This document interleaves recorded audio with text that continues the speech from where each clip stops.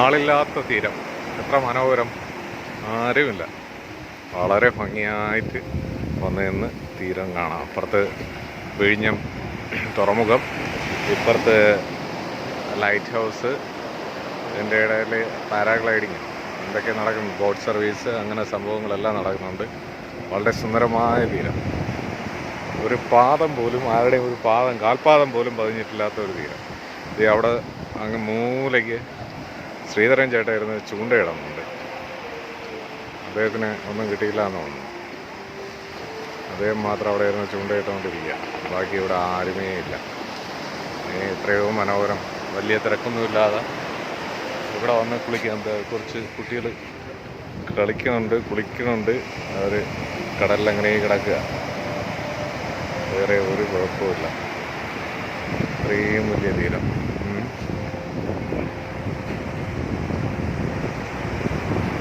ഒരുപാട്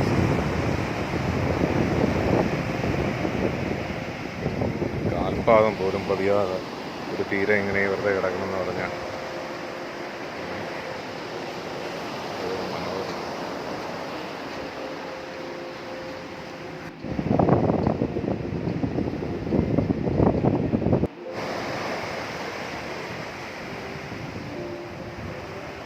ഇതാണ് വിഴിഞ്ഞം ഹാർബറിനടുത്തുള്ള ബീച്ച്. ആരുമില്ല, എന്നാൽ വളരെ മനോഹരമാണ്. വെറുതെ ഇങ്ങനെ നടക്കാം. കുറച്ച് കുട്ടികൾ മാത്രം നിന്ന് കുളിക്കുന്നു. അപ്പുറത്ത് ബീച്ചുണ്ട്, അപ്പുറത്ത് ലൈറ്റ് ഹൗസ് ഉണ്ട്. എന്നാൽ ഇവിടെ ആരുമില്ല. വളരെ പഞ്ചാര മണം തരും.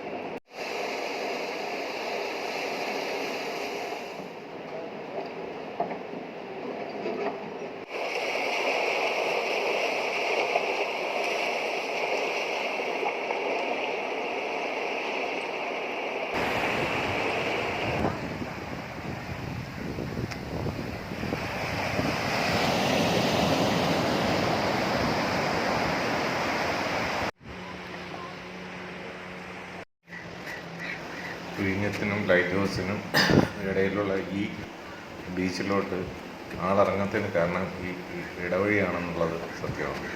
ഈ ചെറിയ വഴി മുകളിൽ നിന്ന് താഴോട്ട് ആർക്കും അറിയില്ല. അതുകൊണ്ടാണ് ഈ ബീച്ചിൽ ആളില്ലാത്തതെന്നാണ് തോന്നുന്നത്. എന്നാൽ അതിമനോഹരമായിട്ടുള്ള ഒരു ബീച്ചാണ്. ആർക്ക് വേണമെങ്കിലും വരാം, വൈകുന്നേരം വിശ്രമിക്കാം. ഒരു തിരക്കും ഇല്ലാത്ത, അപ്പുറവും ഇപ്പുറവും നല്ല തിരക്കാണ്. വിഴിഞ്ഞ പള്ളിയുടെ അവിടെയും നല്ല തിരക്കാണ്. തൊട്ടപ്പുറത്ത് കാണിക്കുന്ന ലൈറ്റ് ഹൗസിലും നല്ല തിരക്കാണ്. പക്ഷേ ഇവിടെ വളരെ ക്ലീൻ നീറ്റായിട്ട് ഇങ്ങനെ വെറുതെ കിടക്കുകയാണ്. അപ്പോൾ ഇതിന് ഈ തിരുവനന്തപുരം നഗരസഭയുടെ കുടുംബാരോഗ്യ കേന്ദ്രത്തിൻ്റെ ഓപ്പോസിറ്റാണ് ആ വഴി കിടക്കുന്നത്.